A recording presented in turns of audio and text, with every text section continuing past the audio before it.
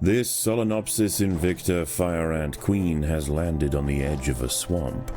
She may be far from her native habitat, but the fire ants are well known for their ability to adapt. Competition for food will be fierce. She will need to raise an army quickly to compete with the local predators.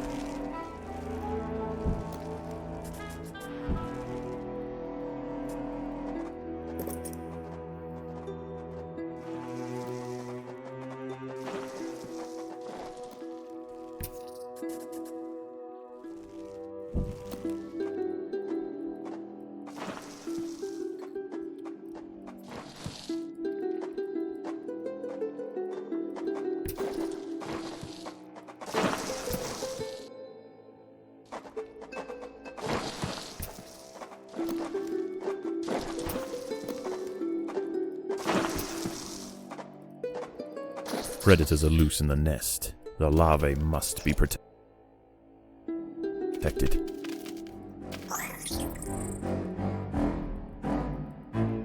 The ants have uncovered a group of hungry checkered beetle larvae. The soft grubs may look defenseless, but they have big jaws and appetites to match.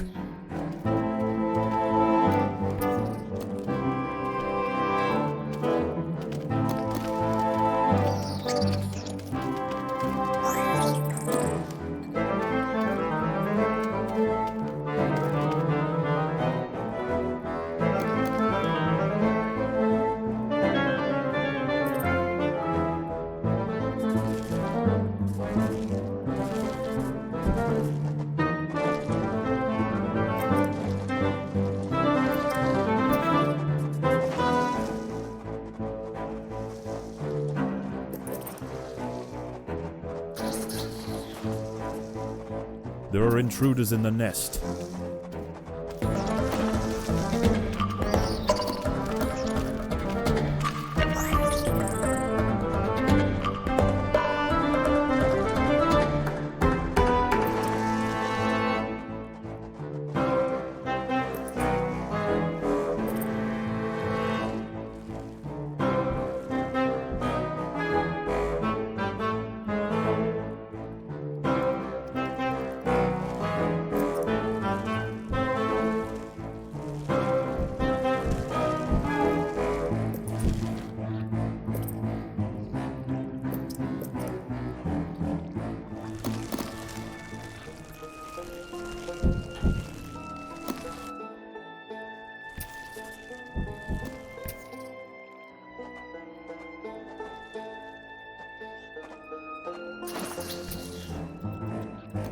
Predators are loose in the nest.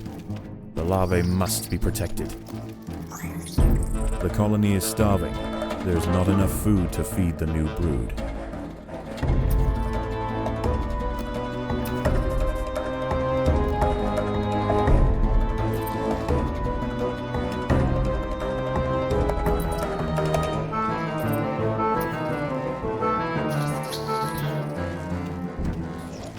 Predators are loose in the nest. The larvae must be protected.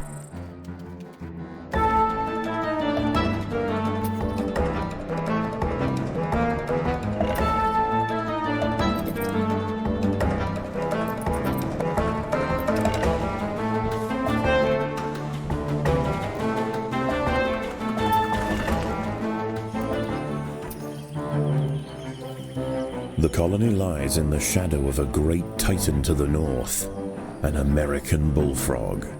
This large female has found the perfect spot to feed.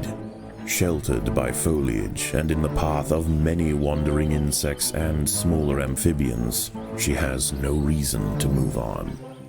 Eventually she will need to be displaced, but for now, the fire ants have more pressing business to attend to. Many of the milkweed plants growing nearby are infested with aphids. Their honeydew excretions present an ideal, energy-rich food source for the fire ants. Aphids far from the nest are vulnerable, however, and are sometimes relocated closer to home where they can be better protected from predators and thieves. A six-spotted tiger beetle, Cicindela sexcutata, is on the move near the nest. Its metallic green elytra make it unmistakable, and like its other tiger beetle cousins, long legs give it the speed to chase down small arthropods with ease. The boggy soil surrounding the nest is lacking in nitrogen and phosphorus, nutrients vital for plants to photosynthesize and grow. To survive in this environment, some have evolved to supplement their mineral diet by trapping and dissolving invertebrate prey.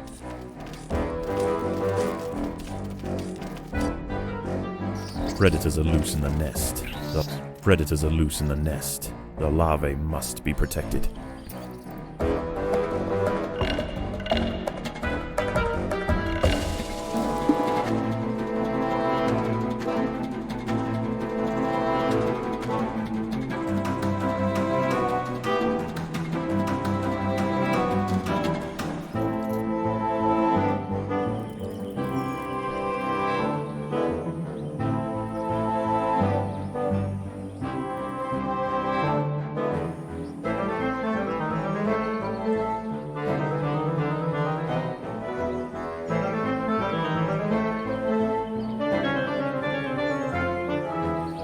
A small colony of Phaedulae maurici big-headed ants have established themselves on a hill to the west. Scavenging for seeds, aphids, and dead insects, they are unlikely to pose a threat to the Invicta colony if left undisturbed.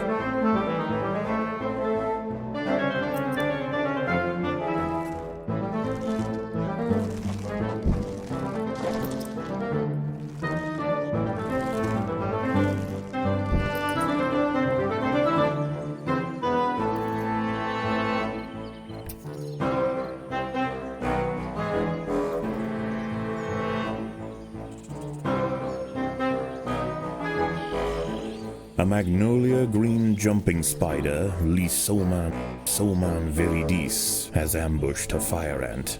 It prefers to hunt on foliage, where it is less likely to be spotted by predators and prey alike. Out on the ground, it's more vulnerable, but that won't stop it from snacking on lone ants far from the safety of the nest.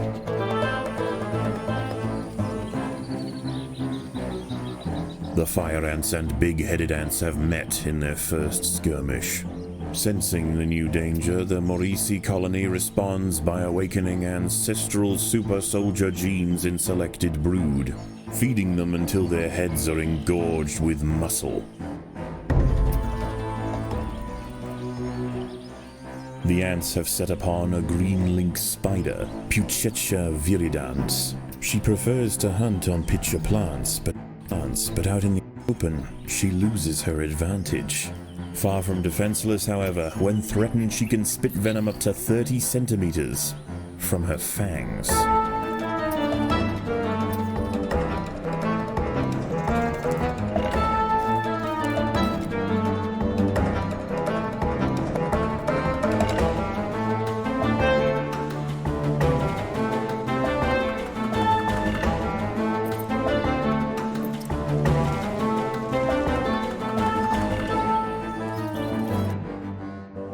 The big-headed ants now have a super soldier caste to justify their name. At huge economic cost to the colony, these frenzied champions have been raised for one purpose: to crush the fire ants.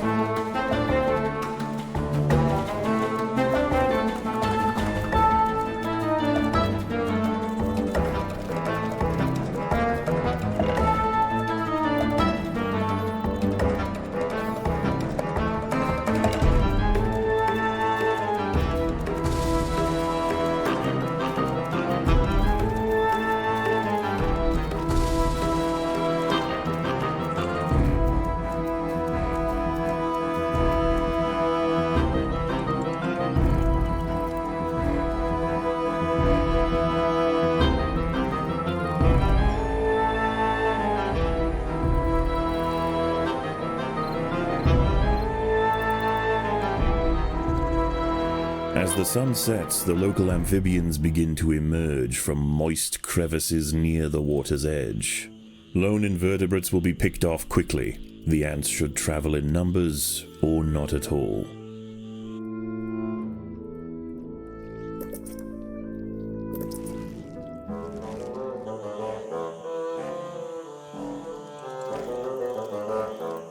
A raiding party of big-headed ants are stealing aphids. They must be stopped.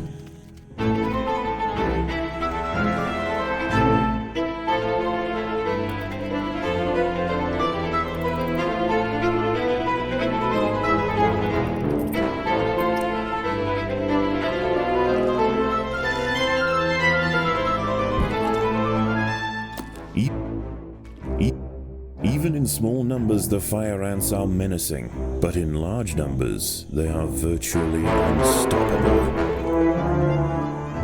A bombardier beetle, Brachinus alternans, is hunting for insects outside the nest. It may seem unwise for it to wander so freely amongst the large amphibians that share the swamp at night, but they would do well to leave it alone. This beetle is a master of chemical warfare.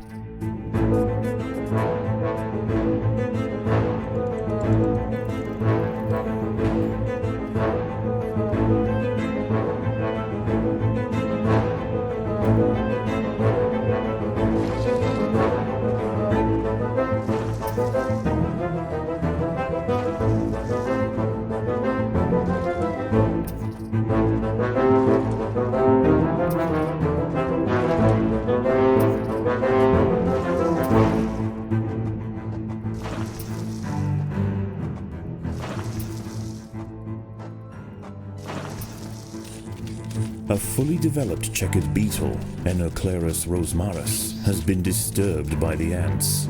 It has the same ravenous appetite and slicing jaws as its juvenile counterpart, but now paired with thick armor plates, it represents a far greater danger to the colony.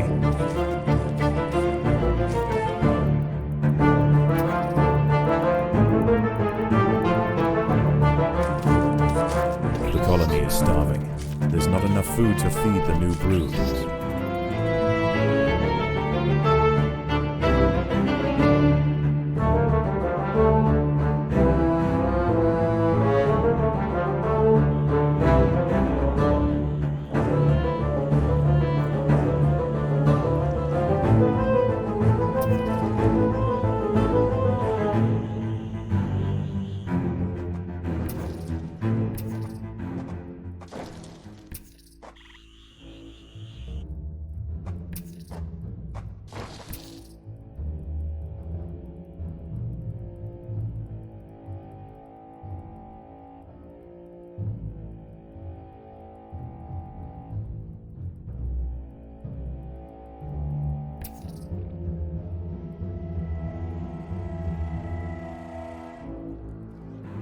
A narrow-mouthed toad has burrowed into the nest.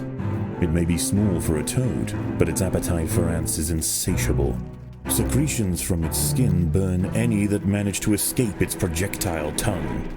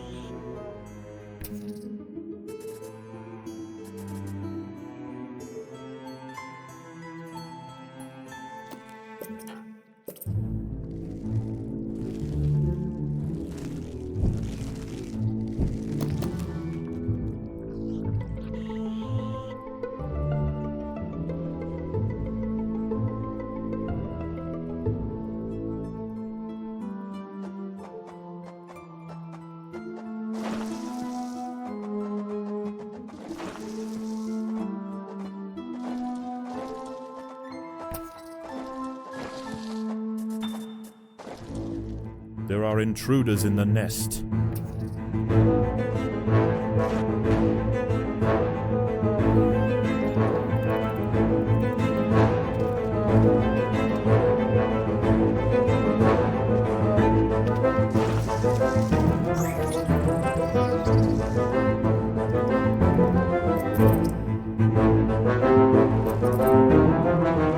Dawn breaks, and the salamanders and toads retire to their damp alcoves to wait out the sun.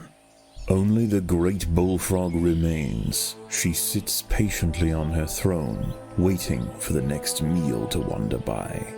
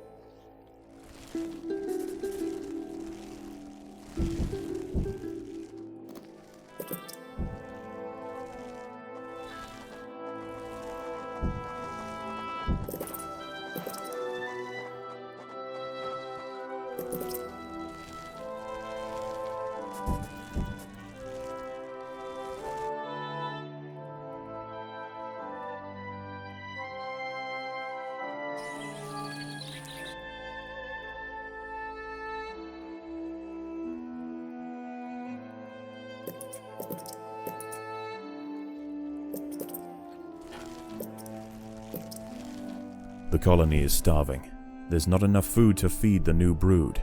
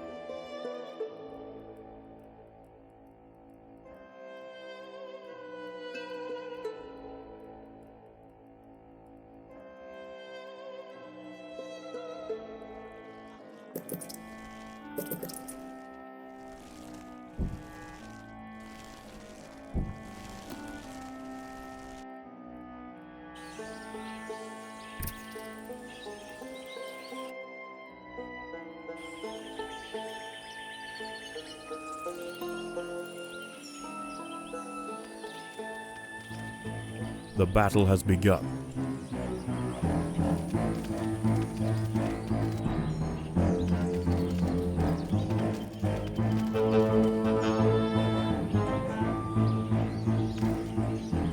A raiding party of big-headed ants are stealing aphids.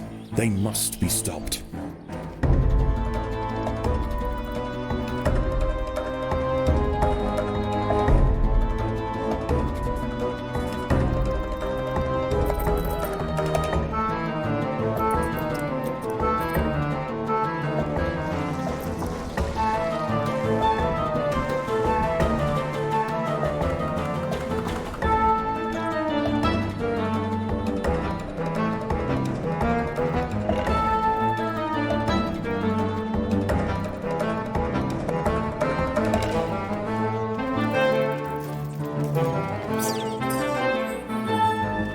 The ants must fight.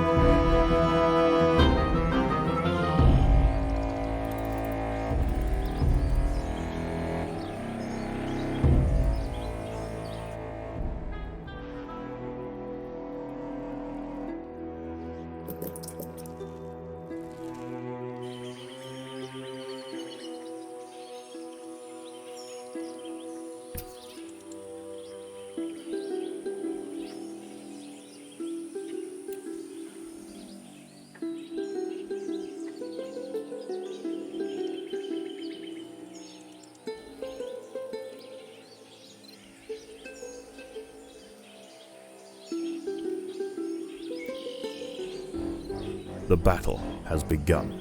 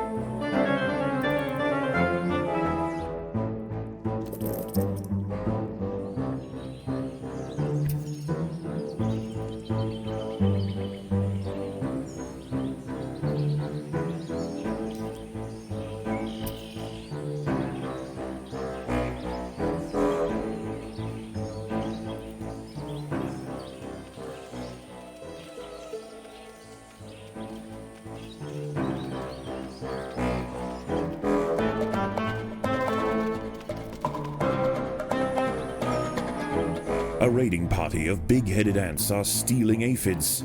They must be stopped.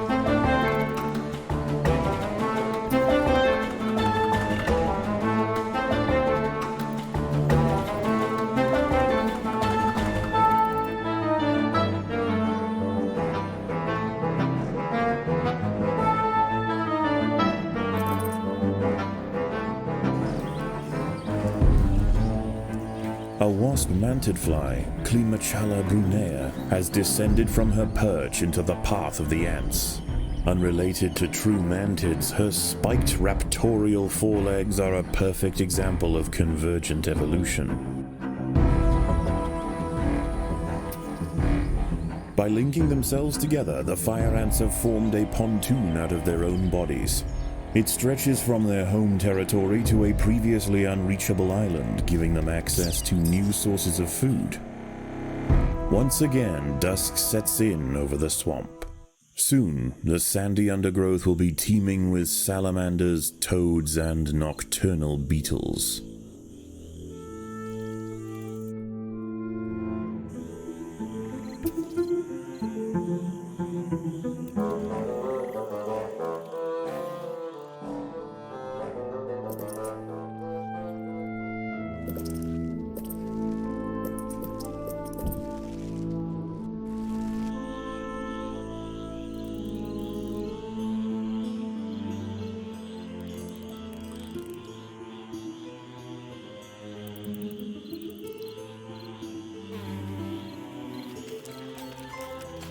The battle has begun.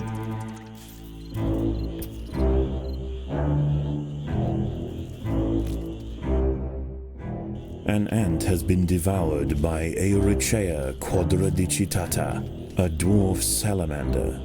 It is nimble, fast, and slender enough to wiggle through tight crevices in search of food.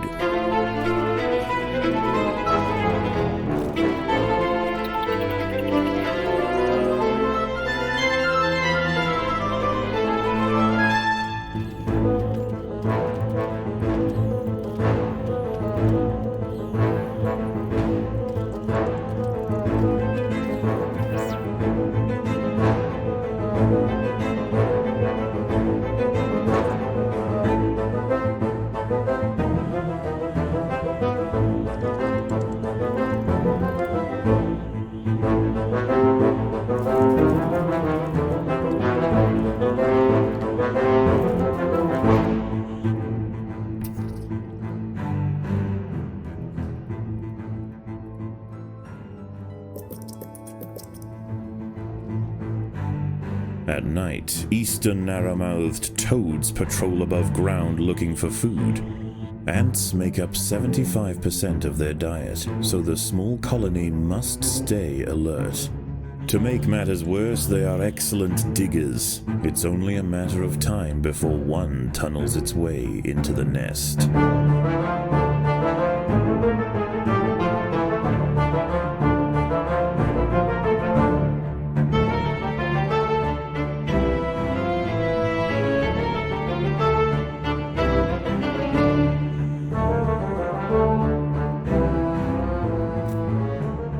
There are intruders in the nest.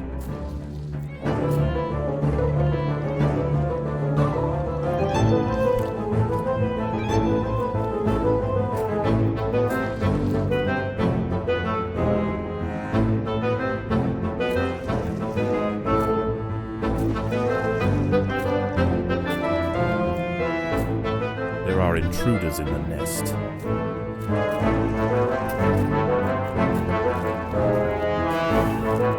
The battle has begun.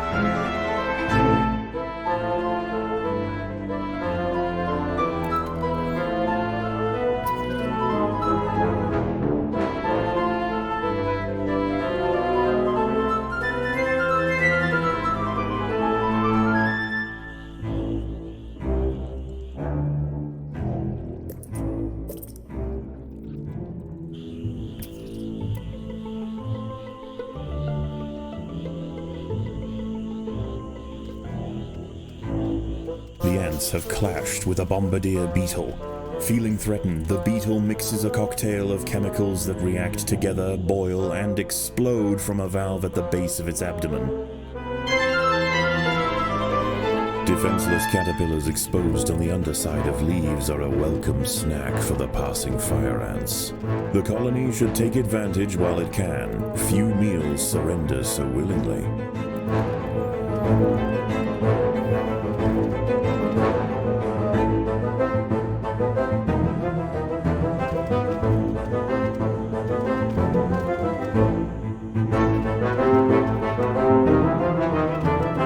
For the swamp amphibians, the nighttime feast is over.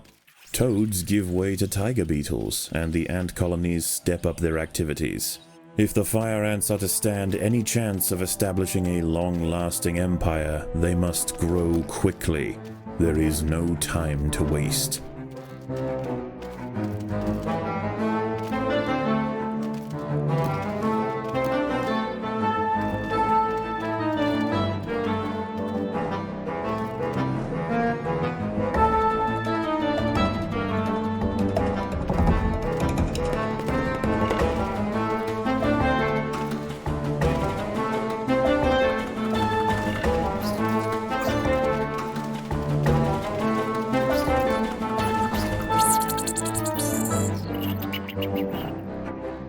The Maurici colony has fallen, their champions spent, and their queen vanquished. In the end, they could not stand up to the might of the Invicta army.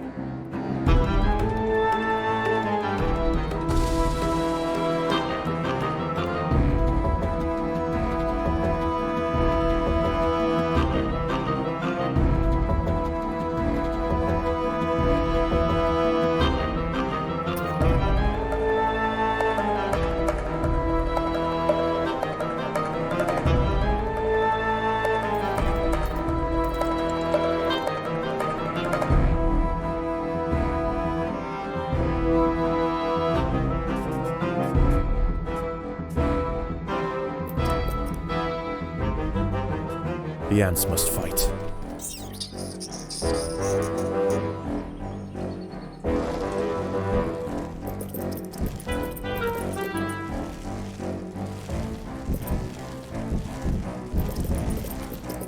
The workers have done all they can to improve these food stores.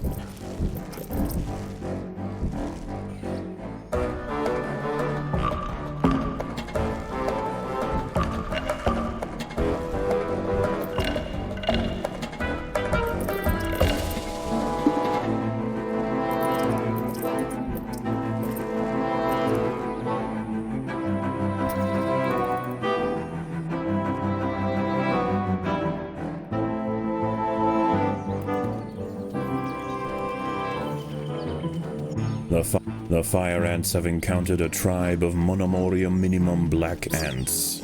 These tiny little ants may seem feeble, but the Invicta colony would do well to treat them with caution. Although primarily scavengers, they are armed with powerful chemical secretions and have been known on occasion to invade fire ant nests.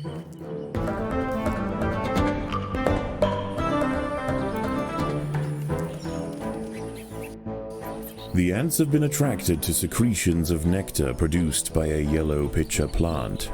In order to feed, however, the ants must position themselves precariously over a deep vat of digestive liquid. Waxy deposits on the rim ensure that any ant that steps too far in won't be stepping out again.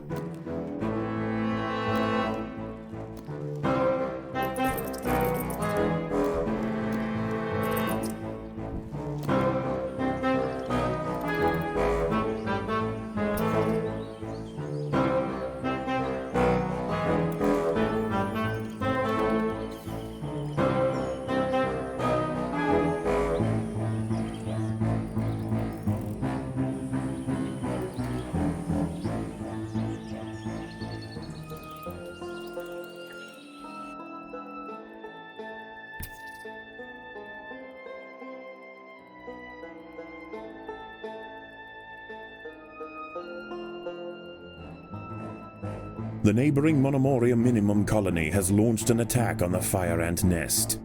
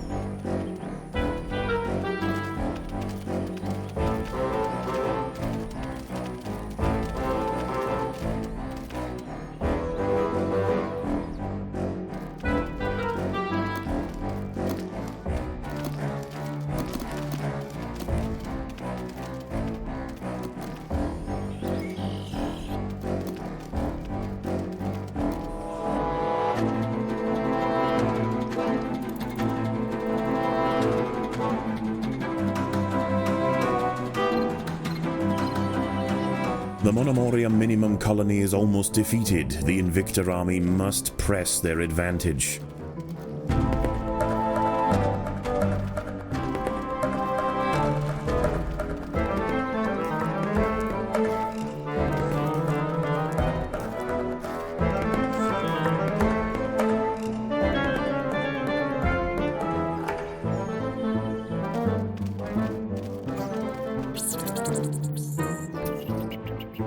The little black ants fought to the last to defend their queen. Now the Invictor colony will enjoy the spoils of war. Defenseless larvae from the vanquished colony will be carried home and fed to the victor's own hungry brood.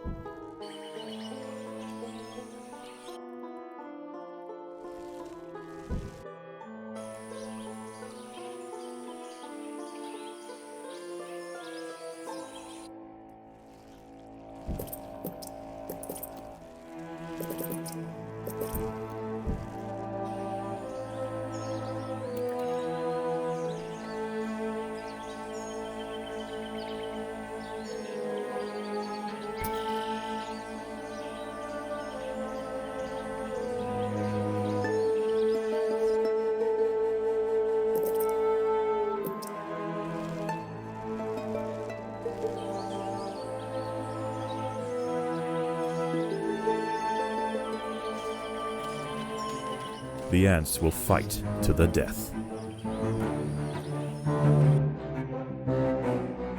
The fire ants have mounted their first attack upon the great American bullfrog, Litabates scatesbianus. The brave frontline soldiers are quickly crushed and eaten. They must surround and swarm the enormous creature to stand any chance of defeating it.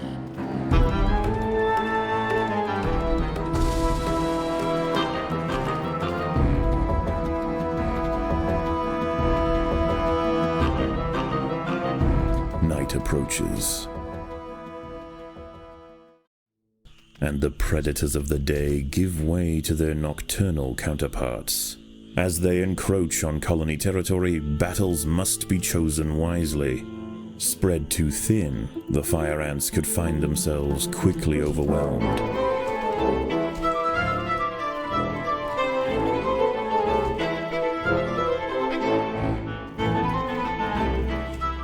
Again and again, soldiers clamp onto the bullfrog's leathery skin and inject their Solenopsis venom, but the beast shows no signs of wavering.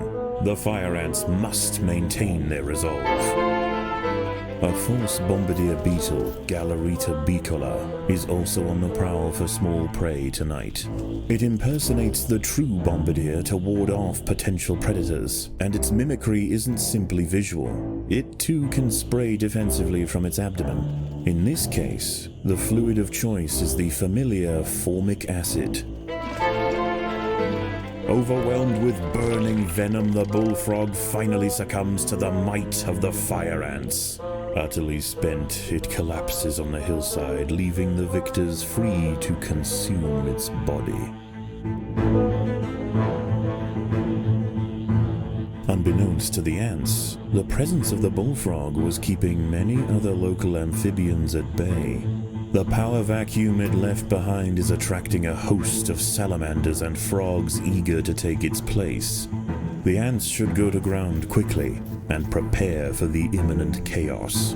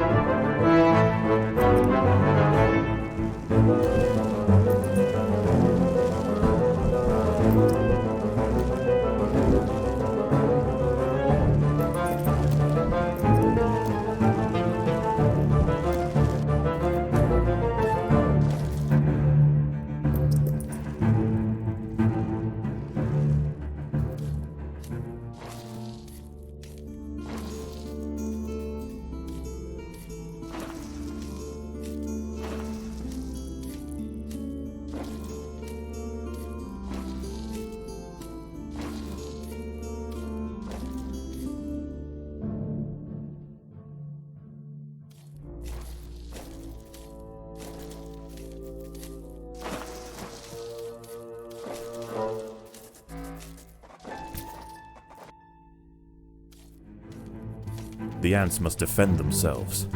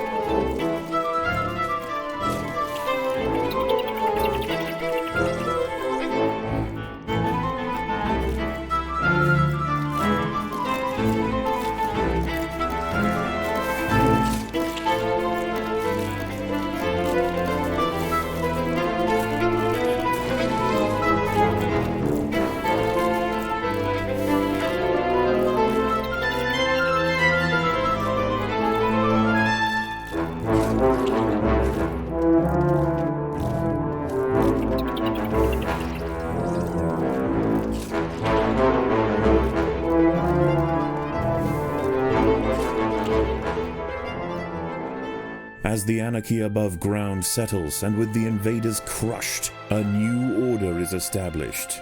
This is now the domain of the Fire Ant.